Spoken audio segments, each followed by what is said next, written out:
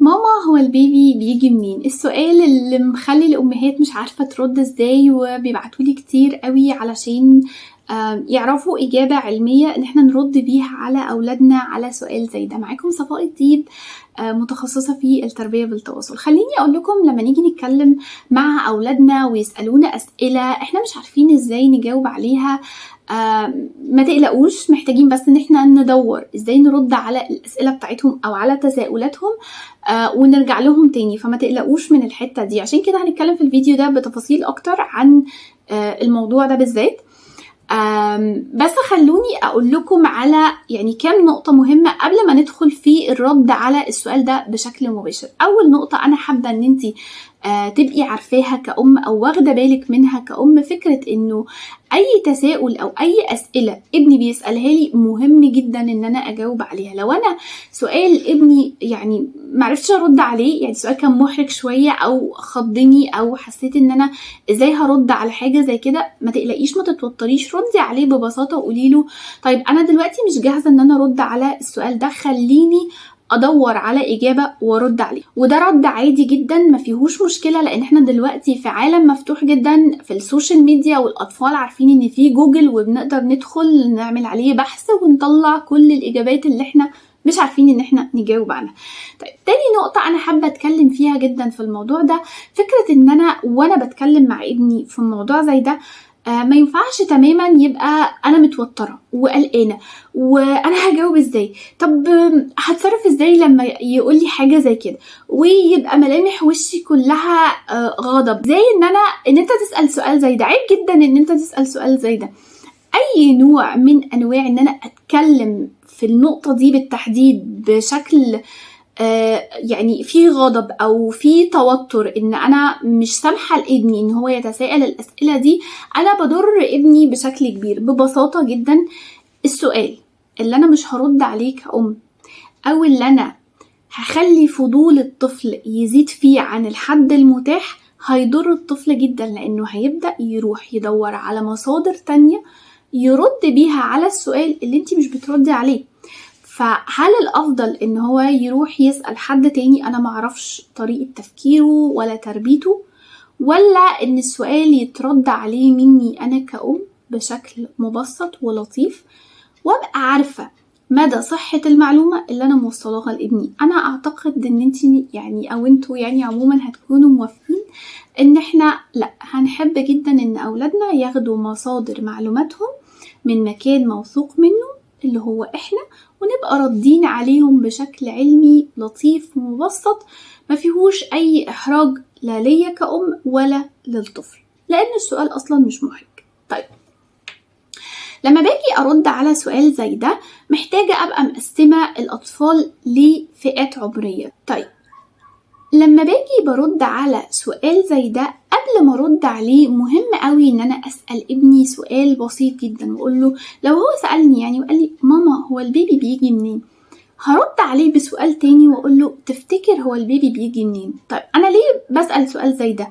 لان ببساطة انا ببقى عايزة اعرف الطفل ده ايه اللي في مخه، ايه اللي وصل له، شاف ايه، هل في حاجة مثلا شافها انا ما خدتش بالي، ما كنتش مركزة فيها، هل حد قال له معلومة، المعلومة دي يعني واصلة لفين؟ فانا مهم هنا قبل ما اجاوب وارد ابقى عارفة مخ ابني واصل لفين، او المعلومة اللي واصله له واصلة لحد فين. بعد كده بنبدأ نقسم الاطفال لفئات عمرية. فاول فئة عمرية عندي اقل من 5 سنين، هتلاقي ان سؤاله سهل جدا والرد ابسط من كده بكتير. هتلاقي انه ببساطة هتقولي له الطفل بيكون في بطن مامته، ولما بيكبر في بطن مامته بنبدأ ان احنا نروح المستشفى او عند الدكتور والبيبي بيجي. هتلاقي انه الطفل خلاص تمام، الإجابة دي مشبعة بالنسبة له. وهنا برضو نقطة مهمة أنا محتاجة إن انتي تبقي عارفاها كأم، إنه لما أنا بسأل أو لما أنا يعني برد على ابني رد زي ده، لو أنا ابني هو الإجابة كانت مرضية بالنسبة له هيقولك طيب تمام، وهيبدأ يروح يلعب وهيمشي، يعني مش هيقف أكتر من كده على الإجابة بتاعتك. طيب، لو الإجابة دي مش مرضية بالنسبة له هيعمل إيه؟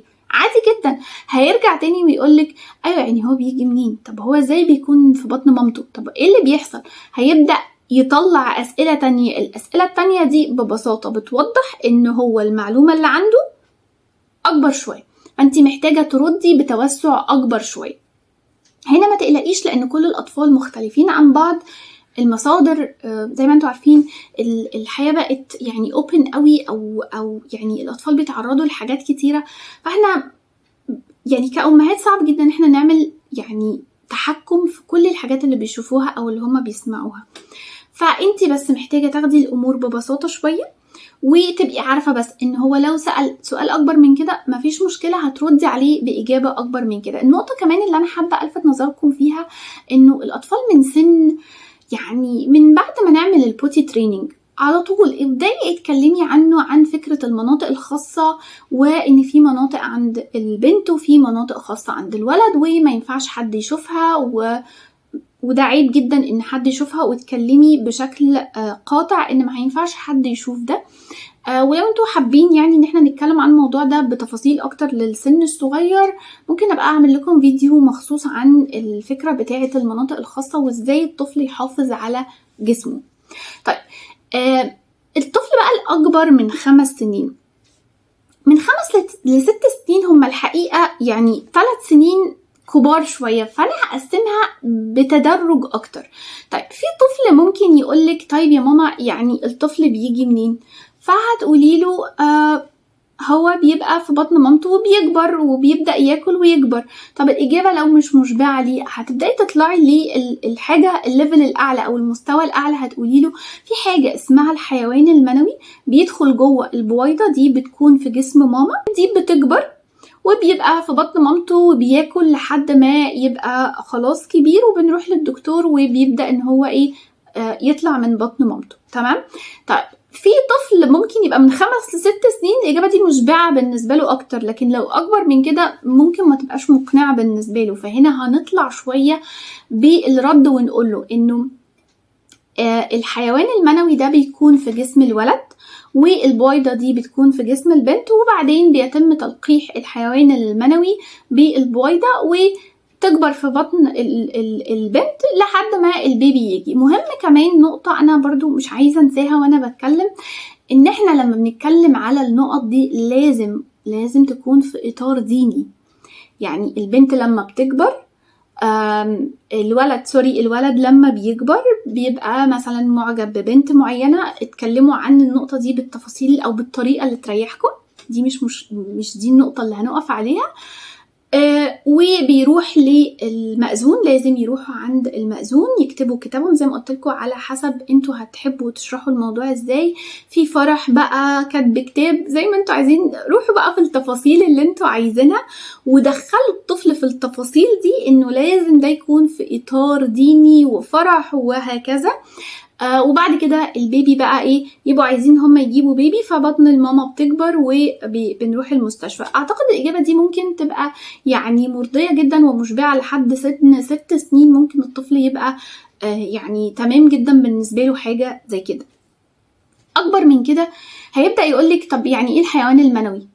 طيب يعني ايه بويضة؟ طب ده بيحصل ازاي؟ طيب انا ابني عنده 8 سنين، فلما سألني السؤال ده من قريب زي ما سألتوني على الصفحة ازاي نرد على او نجاوب على السؤال ده، انا ببساطة ابني بياخد علوم في المدرسة عنده، فانا وقفت من عند النقطة اللي هو واخدها في المدرسة عنده وبدأت ابسط له الفكرة جدا، انه احنا جسمنا عبارة عن كل مجموعة من الخلايا بتكون عضو من اعضاء الجسم. صح؟ مش انت خدت ده في المدرسة؟ قال لي انا خدت ده في المدرسة. حلو قوي. يعني كده الرئتين عبارة عن مجموعة من الخلايا كونوا الرئتين اللي احنا بنقدر نتنفس بيهم، ومجموعة من الخلايا كونوا القلب اللي احنا بنعرف يدق ويضخ الدم جوانا.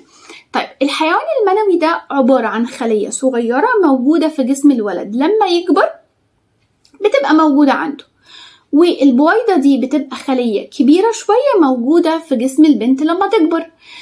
الحيوان المنوي ده بيبقى جوه البويضة، وبالتالي بيقدر البيبي ان هو يتكون. ممكن طفل يكون الإجابة دي كده هو يقف عندها وتمام بالنسبة له، مش عايز اكتر من كده. طب في طفل تاني يقولك ايوه يعني الحيوان المنوي ده ازاي دخل جوه البويضة؟ هتقولي له عادي جدا، في حاجة قناة أو تيوب اسمها قناة فالوب، بتبقى موجودة جوه جسم البنت، هي اللي بتوصل ما بين الحيوان المنوي وما بين البويضة.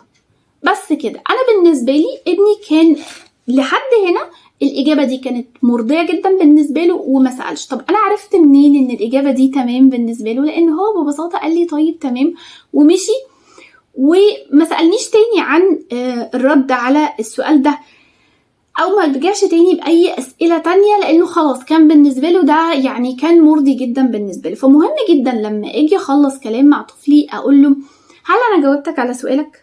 هل هي دي الاجابه اللي انت عايز تسمعها او عايز تعرفها؟ هل انت كده تمام بالنسبه لك؟ فيقول لي انا تمام بالنسبه لي. مهم كمان ان انا لما اجي اوقف كلام معاه اقول له لو بعد شويه حسيت ان انت عندك اسئله تانية وحابب ان انت تيجي تسالها لي، انا موجوده. دي نقطة مهمة جدا، ولو أنا معرفتش أرد عليها هدور وهرجع أرد عليها، أو ممكن ندور على الإجابة مع بعض. تمام؟